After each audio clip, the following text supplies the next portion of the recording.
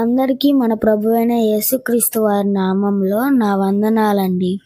ఈ నెల మా సంఘంలో లేఖనాల పరిశోధన సదస్సు జరిగింది. ఎలా జరిగిందో ఈ వీడియోలో షేర్ చేస్తున్నాను. ఈ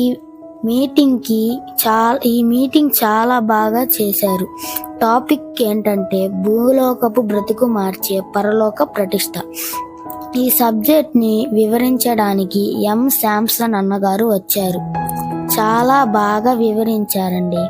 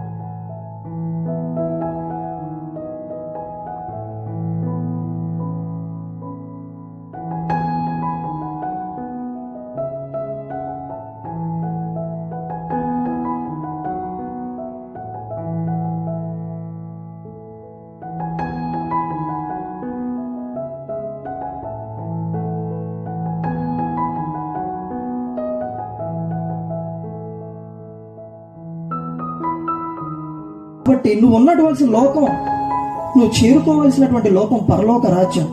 ఆ రాజ్యానికి నువ్వు వెళ్ళాలి అని చెప్పి దేవుడు ఏం చేశాడంటేనండి, ఈ భూమి మీద పరలోకానికి సంబంధించినటువంటి నీడను పెట్టాడు.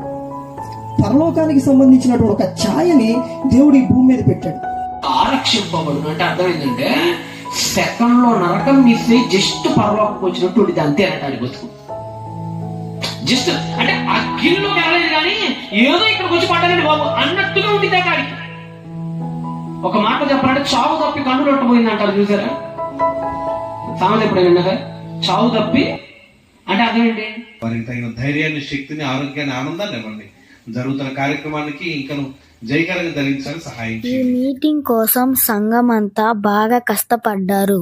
మీటింగ్ మంచిగా జరగడానికి సహాయం చేసిన తండ్రి అయిన దేవునికి వందనములు.